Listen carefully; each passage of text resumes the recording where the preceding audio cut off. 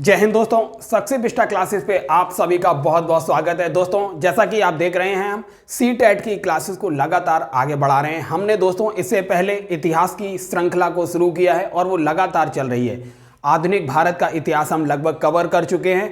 तो हमने important topics जितने भी हैं सी-टेट से संबंधित वो हम प्रीवियस वीडियो जो हम आधुनिक भारत की श्रृंखला है, प्लेलिस्ट बनी हुई है, हम इस वीडियो के डिस्क्रिप्शन में भी लिंक डाल दिया है, वहां से आप देखिए। अब हम शुरू कर रहे हैं भारत का भूगोल।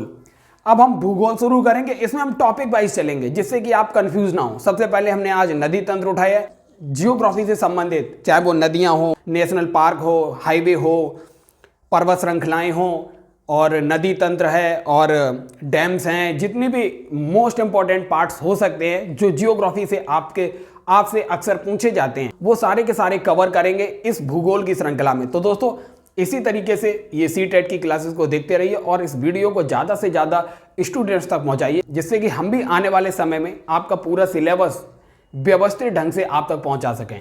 तो शुरुआत करते हैं बिना समय को व्यर्थ किए। हमारा आज का टॉपिक है नदी तंत्र। नदी तंत्र आज हम पढ़ने वाले हैं। अपवाह, सबसे पहले तो अपवाह क्षेत्र देखते हैं। अपवाह क्षेत्र क्या होता है?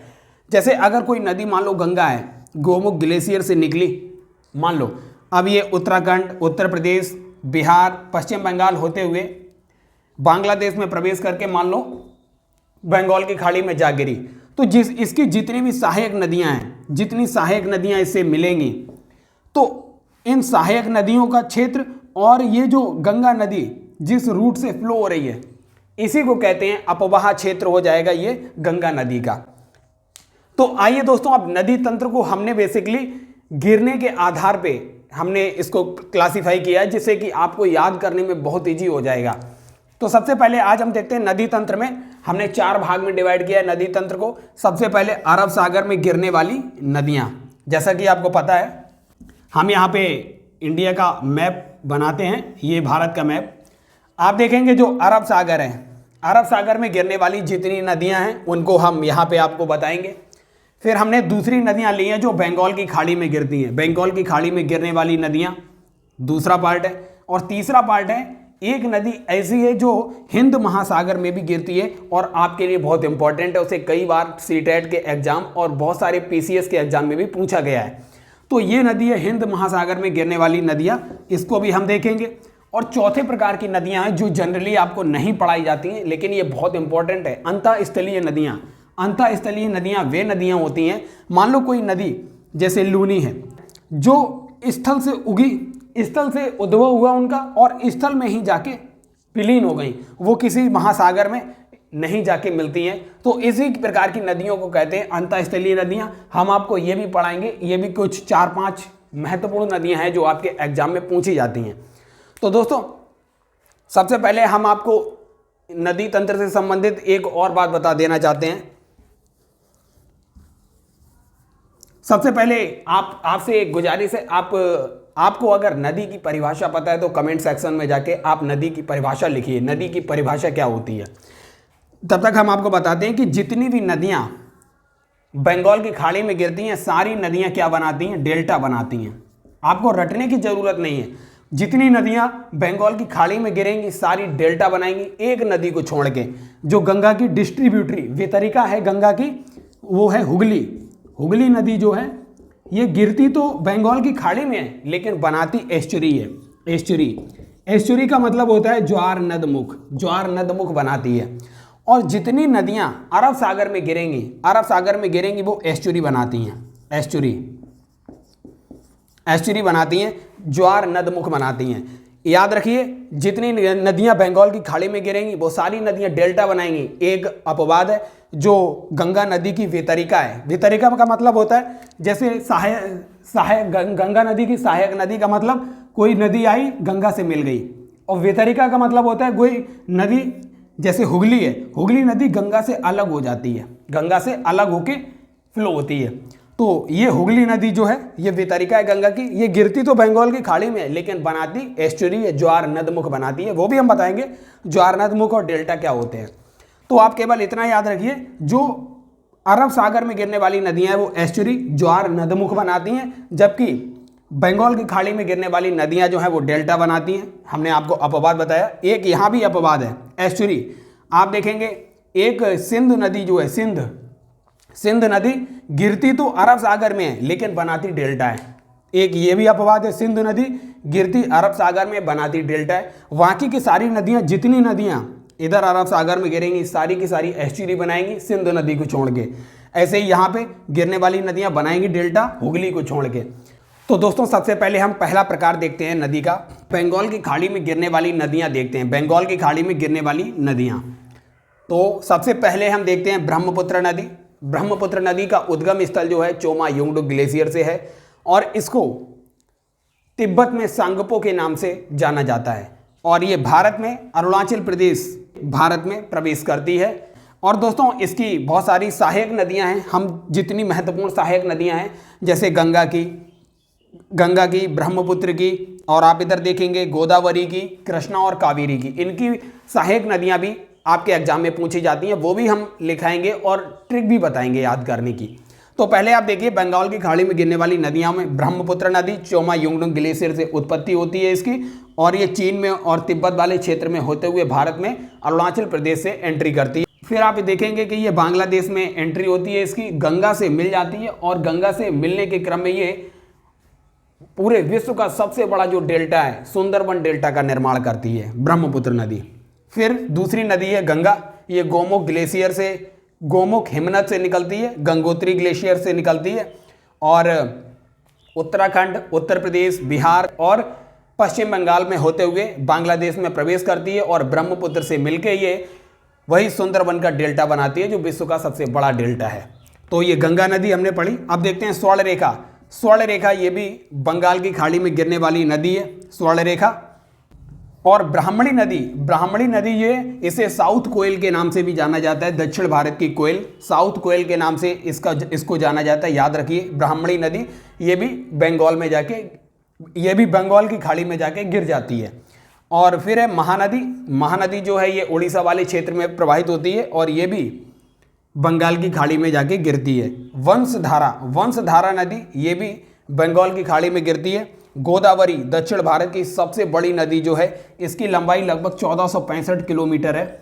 दक्षिण भारत की ये सबसे बड़ी नदी है गोदावरी, महाराष्ट्र से निकलती है और आंध्र प्रदेश वाले रीजन से होते हुए ये बंगाल की खाड़ी में गिर जाती है, बंगाल की खाड़ी में गिरती है। फिर इसके बाद कृष्णा नदी भी बंगाल की खाड़ी में गिरती है। और कावेरी, ब्रह्मगिरी पर्वत से इसकी उत्पत्ति होती है कावेरी नदी की और ये आके गिरती है बंगाल की खाड़ी में। तो दोस्तों इतनी महत्वपूर्ण नदियां जो बंगाल की खाड़ी में गिरती हैं, ब्रह्मपुत्र एवं उसकी सहायक नदियां, गंगा एवं उसकी सहायक नदी, स्वर्णरेखा, ब्राह्मणी, महानदी, वंशधारा, गोदावरी, कृष्णा, कावेरी। हम आपको एक इम्पॉर्टेंट बात बता दें, ब्रह्मपुत्र नदी, गंगा नदी और गोदावरी, कृष्णा नदी और कावेरी नदी, ये 5 नदियों की हम आपको सहायक नदियां लिखाएंगे क्योंकि इनकी सहायक नदियां आपसे पूछी जाती हैं। तो आइए अभी बंगाल की खाड़ी में गिरने वाली जो महत्वपूर्ण नदियां हैं इनकी सहायक नदियां आपको लिखाते हैं। दोस्तों आइए अब ब्रह्मपुत्र नदी से संबंधित महत्वपूर्ण बिंदु और उसकी सहायक नदियां देखते हैं। हमने आपको बताया था ब्रह्मपुत्र नदी का उद्गम जो होता है मानसरोवर झील के पास में, ये चोमा युंगडुक ग्लेशियर है, वहां से इसकी उत्पत्ति होती है और ये इसको चीन में यारलुंग जांगपो जियांग बोलते हैं और वहीं से तिब्बत में सांगपो के नाम से इसे जाना जाता है। बांग्लादेश में ये जब प्रवेश करती है तो इसका नाम जमुना हो जाता है। जब ये गंगा नदी से मिलती है, इधर से गंगा आके इसे मिलती है तो इसकी संयुक्त धारा गंगा ब्रह्मपुत्र की मेघना के नाम से जानी जाती है और यही जाके समुद्र में बंगाल की खाड़ी में गिर जाती है। तो संयुक्त धारा गंगा और ब्रह्मपुत्र की उसे कहते हैं मेघना। और जब ये बांग्लादेश में प्रवेश करती है तो ब्रह्मपुत्र नदी को जमुना कहते हैं और ये जब असम वाले क्षेत्र में प्रवेश करती है तब इसका नाम ब्रह्मपुत्र हो जाता है। दोस्तों तो इतनी महत्वपूर्ण जानकारी थी। अब आइए हम इसकी सहायक नदियां देखते हैं। सहायक नदियां 2 तरीके से हम देखेंगे, एक दाईं ओर से मिलने वाली सहायक नदियां, एक बाईं ओर से मिलने वाली सहायक नदियां। तो दायां बायां आपको कैसे याद रहेगा, तो आप उस दिशा में खड़े हो जाइए उस दिशा में खड़े हो जाइए जिस दिशा में नदी बह रही है। तो मान लो ये ब्रह्मपुत्र नदी ऐसे बह रही है तो जो आपका दायां होगा वही इस नदी का दायां होगा, जो आपका बायां होगा वही इस नदी का बायां होगा। तो इतना याद रखना है। तो ये हो गया दायां और ये हो गया बायां। अब देखिए दाएं सिरे से मिलने वाली इसकी सहायक नदियां कौन सी हैं? एक है मानस, इसको आप नोट करते रहिए। ब्रह्मपुत्र की सहायक नदी है मानस नदी, दूसरी है सुबनसिरी नदी और तीसरी है तीस्ता नदी। तीस्ता नदी ये सिक्किम वाले रीजन से इसका उद्गम होता है और ये आके ब्रह्मपुत्र से मिलती है। तो इतनी दाएं सिरे से मिलने वाली नदियां हैं, सुबनसिरी, मानस नदी, तीस्ता नदी। और बाएं सिरे से मिलने वाली नदियों में है दिहांग, लोहित, यहां पर है सुबनसिरी, नीचे है धनसिरी, और इतनी तीन नदियां, मतलब 6 नदियां जो हैं इसकी सहायक नदियां आपको याद रखनी है। बाएं सिरे से मिलने वाली दिहांग, लोहित और धनसिरी, दाएं सिरे से मिलने वाली मानस, तीस्ता, सुबनसिरी। दिहांग, लोहित, धनसिरी, मानस, तीस्ता, सुबनसिरी, इसकी 6 सहायक नदियां हैं जो आपको याद रखना है। और ब्रह्मपुत्र से हमने सारे इंपॉर्टेंट पॉइंट जो भी आपके एग्जाम में पूछता है वो बता दिए। अब आइए देखते हैं गंगा नदी से संबंधित महत्वपूर्ण बिंदु। तो दोस्तों आइए आप देखते हैं गंगा नदी तंत्र। हमने गंगा नदी तंत्र में आप देखेंगे गंगा नदी। सबसे पहले गंगा नदी का उद्गम हमको पता है गोमुख हिमनद से और गंगोत्री ग्लेशियर से होता है। जैसा कि आप देख रहे हैं ऊपर से आती है अलकनंदा, अलकनंदा नदी ऊपर से चली आती है और इधर से भगीरथी नदी जो है वो चली आती है और दोनों आकर देवप्रयाग में मिल जाती हैं। अलकनंदा और भगीरथी देवप्रयाग नामक स्थान पर मिल जाती हैं और यहीं से इनकी जो संयुक्त धारा है इसका नाम हो जाता है गंगा। मतलब गंगा जो है देवप्रयाग में आके गंगा बनती है। अलकनंदा और भगीरथी देवप्रयाग में मिलती हैं और इसकी संयुक्त धारा का नाम गंगा हो जाता है। फिर इसके बाद गंगा जो है 4 राज्यों से होके गुजरती है। आप देखेंगे उत्तराखंड, उत्तर प्रदेश, बिहार और पश्चिम बंगाल, वेस्ट बंगाल, पश्चिम बंगाल। तो आप देखेंगे उत्तराखंड, उत्तर प्रदेश, बिहार और पश्चिम बंगाल, सबसे ज़्यादा एरिया जो है उत्तर प्रदेश में इसके फ्लो होने का है। तो आइए दोस्तों अब देखते हैं इसकी गंगा की सहायक नदियां। गंगा की सहायक नदियां 2 प्रकार से हमने ली गई हैं। एक तो जैसे गंगा का फ्लो कैसे ऐसे है, तो एक बाईं ओर से जो हमारा बायां है, मतलब ऊपर से जितनी नदी मिलेंगी वो बाएं सिरे से मिलने वाली सहायक नदियां और नीचे से मिलने वाली दाएं सिरे से मिलने वाली सहायक नदियां हैं। तो हमने 2 पार्ट में डिवाइड किया है जिससे कि आपको बहुत आसानी से याद रहेगा। दोस्तों हमने एक चित्र भी दिया है जो आपके स्क्रीन पे दिखाई पड़ रहा होगा। आप इस फोटो का स्क्रीनशॉट लेके आराम से देख सकते हैं जिससे कि आपको आइडिया बना रहेगा। तो देखेंगे बाएं सिरे से मिलने वाली नदियां, आप देखेंगे रामगंगा नदी पहली सहायक नदी है, रामगंगा। दूसरी सहायक नदी है सरयू, तीसरी है गंडक, कोसी, महानंदा, गोमती। ये इतनी नदी जो हैं, इतनी नदी बाएं सिरे से मिलने वाली सहायक नदियां हैं। अब हम देखते हैं दाईं ओर से मिलने वाली सहायक नदियां। तो दाईं ओर से सबसे बड़ी सहायक नदी जो है गंगा की वो यमुना है। यमुना का उद्गम स्थल जो है बंदरपूंछ से होता है। बंदरपूंछ नाम की पहाड़ी है, आप इसको याद रखिए। बंदरपूंछ नाम की पहाड़ी है, यहाँ से यमुना का उद्गम होता है और यमुना प्रयाग में आके गंगा से मिलती है। तो गंगा की सबसे बड़ी सहायक नदी जो है वो यमुना है और ये जो है दाएं सिरे से मिलती है, मतलब दाईं ओर से इसका मिलन होता है गंगा से। कुछ और नदियां देखते हैं जो गंगा से दाईं ओर से मिलती हैं। कर्मनाशा नदी गंगा से दाईं ओर से मिलती है। सोन नदी दाईं ओर से मिलती है। पटना वाली रीजन, यहाँ पे सोनपुर का बहुत बड़ा पशु मेला लगता है जहाँ गंगा नदी सोन नदी से मिलती है। और सोन नदी इकलौती ऐसी नदी है जो दक्षिण से साउथ से नॉर्थ की ओर फ्लो होती है। कई बार प्रश्न पूछा गया है ऐसी कौन सी नदी है जो दक्षिण से उत्तर की ओर फ्लो होती है। तो आप इसके नाम से याद रखिए सोन, SON, साउथ टू नॉर्थ, सोन नदी। पुनपुन नदी, यहाँ पे भगवान गौतम बुद्ध का आप देखते हैं ज्ञान की प्राप्ति होती है, गया। और फल्गु नदी जिसे निरंजना के नाम से जानते हैं, ये इतनी जो है दाईं ओर से मिलने वाली सहायक नदियां हैं। उसमें एक यमुना भी है। अब यमुना की दोस्तों सहायक नदियां देखते हैं। जैसे ये यमुना प्रयाग में मिलती है, तो इससे पहले बहुत सारी सहायक नदियां हैं यमुना की जो गंगा से नहीं मिलती हैं, वो यमुना से मिलती हैं। फिर यमुना आके गंगा से मिलती है। तो इनडायरेक्टली ये नदियां हैं तो गंगा की सहायक नदी, लेकिन पहले ये यमुना से मिलती हैं, तो यमुना की सहायक नदियां हैं। तो इनमें बनास, चंबल, सिंध, बेतवा और केन बहुत महत्वपूर्ण नदियां। ये सारी नदियां यमुना की सहायक हैं। बनास, चंबल, सिंध, बेतवा, केन, इतनी नदियां यमुना की सहायक नदी हैं। तो दोस्तों ये था हमारा गंगा नदी तंत्र।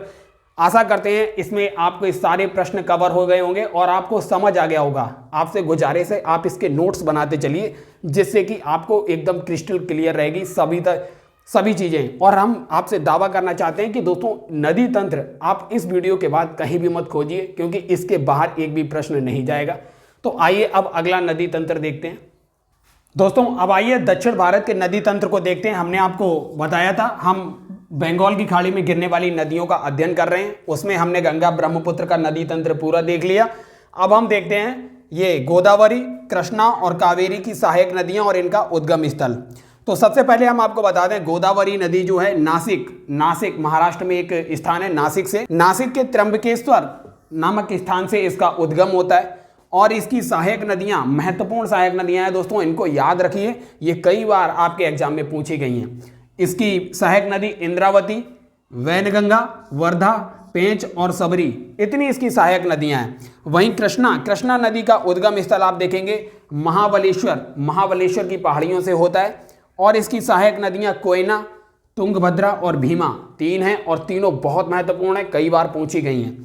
कोयना, तुंगभद्रा और भीमा ये सारे आपको डैम में मिलेंगे। जो आप बांध बने होते हैं, कोयना बांध इसी नदी पे बना हुआ है। तो इससे आपको आइडिया रहेगा कि ये कृष्णा की सहायक नदी है, तो कौन से स्टेट में होगी, क्योंकि कृष्णा नदी महाराष्ट्र, कर्नाटक, तेलंगाना, आंध्र प्रदेश इतने राज्यों में बहती है। 4 राज्यों में कृष्णा नदी महाराष्ट्र, कर्नाटक, तेलंगाना, आंध्र प्रदेश इतने राज्यों से बहती है, तो आपको आइडिया रहेगा। अब आपको बताते हैं, ये तो गोदावरी नदी जो है महाराष्ट्र, आंध्र प्रदेश, छत्तीसगढ़, उड़ीसा और तेलंगाना इतने राज्यों में ये गोदावरी नदी बहती है। अब आइए देखते हैं कावेरी नदी। कावेरी नदी केवल 2 राज्यों से प्रवाहित होती है। पहला राज्य है कर्नाटक और तमिलनाडु। कर्नाटक और तमिलनाडु में कावेरी नदी डिस्प्यूट आपने पढ़ा होगा कई बार, जब आप नदी तंत्र को पढ़ते हैं तो कावेरी नदी का जल विवाद, कर्नाटक और तमिलनाडु के बीच कावेरी नदी का जल विवाद काफ़ी चर्चित है।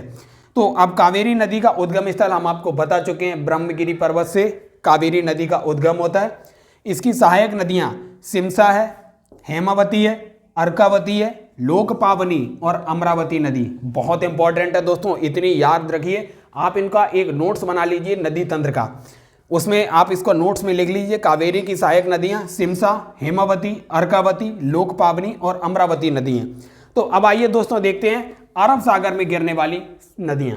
अब आइए दोस्तों अरब सागर में गिरने वाली नदियां देखते हैं। हमने बंगाल की खाड़ी में गिरने वाली सारी नदियां देख ली, अब अरब सागर में गिरने वाली नदियां देखते हैं। दोस्तों सबसे पहले हमारी नदी है सिंधु नदी ये अरब सागर में गिरती है। और ये पंचनद जो भारत से होके गुजरती है, पंचनद जिसी वजह से पंजाब का नाम पंजाब पड़ता है, 5 नदियों की वजह से। ये 5 नदियां हैं, सतलुज, रावी, व्यास, झेलम और चेनाब। ये सिंधु नदी की सहायक नदियां हैं पंचनद। ये मिठानकोट में जाके सिंधु नदी से मिल जाती हैं और फाइनली सिंधु नदी इन्हीं नदियों के साथ में अरब सागर में गिर जाती है। तो दोस्तों दूसरी नदी है जो अरब सागर में गिरती है वो शतरुंजी है, फिर इसके बाद भादर है, फिर इसके बाद भोगबा है। दोस्तों आपने हड़प्पा की सभ्यता में इस भोगबा नदी के बारे में पढ़ा होगा। जो लोथल है, लोथल वाला एरिया है जो गुजरात में लोथल वाला एरिया है, लोथल इसी नदी के तट पे है, भोगबा नदी के तट पे। तो ये भोगबा नदी गुजरात में है। और ये साबरमती नदी जो ये भी गुजरात में है, साबरमती जो है अहमदाबाद साबरमती नदी के तट पर है। माही नदी काफ़ी महत्वपूर्ण है क्योंकि ये कर्क रेखा को 2 बार कट करती है, माही। और एक और नदी है नर्मदा नदी, ये आप देखेंगे अमरकंटक की पहाड़ियों से निकलती है मध्य प्रदेश में और इस तरीके से प्रवाहित होते हुए ये वेस्टर्न साइड पे आके गिर जाती है गुजरात में। इसी नदी पर आप देखेंगे जो सरदार वल्लभ भाई पटेल का स्टैचू बना हुआ है वो इसी नदी नर्मदा नदी पर ही बनाया गया है। और इसके बाद नर्मदा नदी के ही बगल में एक नदी है तापी नदी भी इसी तरीके से प्रवाहित होती है पूरब से पश्चिम की ओर। तो तापी और नर्मदा नदी जो हैं एक दूसरे के पैरेलल प्रवाहित होती हैं और आके अरब सागर में गिरती हैं। तो दोस्तों एक प्रश्न पूछा जाता है, नर्मदा नदी जो है भारत की कौन सी नदी भ्रंश घाटी में प्रवाहित होती है? तो याद रखिए पहाड़ियों को काटकर ये प्रवाहित होती है, भ्रंश घाटी का निर्माण करती है नर्मदा नदी। इसके बाद गोवा में एक नदी काफ़ी महत्वपूर्ण है, मांडोवी नदी, गोवा में स्थित है ये। इस वजह और गोवा इसी नदी के तट पर है और ये आके अरब सागर में ही गिरने वाली मांडोवी नदी। इसके बाद ज्वारी नदी भी महत्वपूर्ण है, ये भी अरब सागर में ही गिरती है। इसके बाद शरावती नदी, ये छत्तीसगढ़ वाले रीजन से होते हुए आती है और शरावती नदी भी इधर आके अरब सागर में ही गिरती है। भरतपुजा और पेरियार केरल की बहुत महत्वपूर्ण नदियां हैं। भरतपुजा और पेरियार दोनों नदियां जो हैं अरब सागर में गिरती हैं। तो दोस्तों इतनी नदियां हैं जो अरब सागर में गिरती हैं, आपको याद रखना है। सिंधु नदी, शतरुंजी, भादर, भोगवा, साबरमती, माही, नर्मदा, तापी, मांडोवी, ज्वारी, शरावती, भरतपुजा और पेरियार। दोस्तों अगर ये वीडियो आप 2 से 3 बार देखेंगे तो ये सारी की नसारी नदियां आपके फिंगर पॉइंट्स पर होंगी। और इस वीडियो की आप नोट्स जरूर बनाइए, क्योंकि इससे अच्छा कंटेंट्स आपको नहीं मिलेगा। किताबी कंटेंट्स तो आपको मिल जाएगा, रट्टा हुआ कंटेंट्स, लेकिन ये जो कंटेंट हमने आपको कलेक्ट करके दिया है, ऐसा कंटेंट बहुत दुर्लभ है। तो इस तरीके के कंटेंट को आप अगर नोट्स बनाएंगे ना, तो आपका एक भी प्रश्न नदी तंत्र से तो बिल्कुल गलत होने वाला नहीं है, इस बात की मैं गारंटी लेता हूं। तो आइए अब देखते हैं, तीसरा नदी तंत्र हमारा था हिंद महासागर में गिरने वाली नदियां। तो हिंद महासागर में गिरने वाली एक नदी महत्वपूर्ण है, आप उसको याद रखिए, वैगई नदी जो है हिंद महासागर में गिरती है। ये बहुत महत्वपूर्ण नदी है और हिंद महासागर में गिरने वाली इकलौती नदी है। तो इसलिए एक नदी आपको याद रखना है, हिंद महासागर में गिरने वाली नदी वैगई नदी। अब आइए कुछ नदी अंतःस्थलीय नदियां देखते हैं। ऐसी नदियां जो स्थल से निकलती हैं और स्थल में ही विलीन हो जाती हैं। आइए उनके भी 4 से 5 नदियां हैं, उनको भी बता देते हैं। तो दोस्तों इतनी नदियां अंतःस्थलीय नदियां हैं जो स्थल से निकलती हैं और स्थल में ही विलीन हो जाती हैं। इतनी नदियां 5 हैं, केवल याद रखना है आपको, लूनी, माचर, घाघर, सरस्वती और रूपेन। ये 5 नदियां स्थल से निकलती हैं और स्थल में ही विलुप्त हो जाती हैं। लूनी नदी, माचर नदी, घाघर नदी, सरस्वती नदी और रूपेन नदी। तो दोस्तों नदी तंत्र का ये वीडियो बहुत महत्वपूर्ण वीडियो है। इसको आप नोट्स बनाकर 2 से 3 बार अगर ये वीडियो देखेंगे तो गारंटी से नदी तंत्र से एक भी प्रश्न आपका गलत होने वाला नहीं है। तो दोस्तों यदि आपको ये वीडियो अच्छा लगा है, इस वीडियो को ज़्यादा से ज़्यादा लोगों तक पहुँचाइए और चैनल को सब्सक्राइब कीजिए और वीडियो को लाइक करते रहिए। धन्यवाद।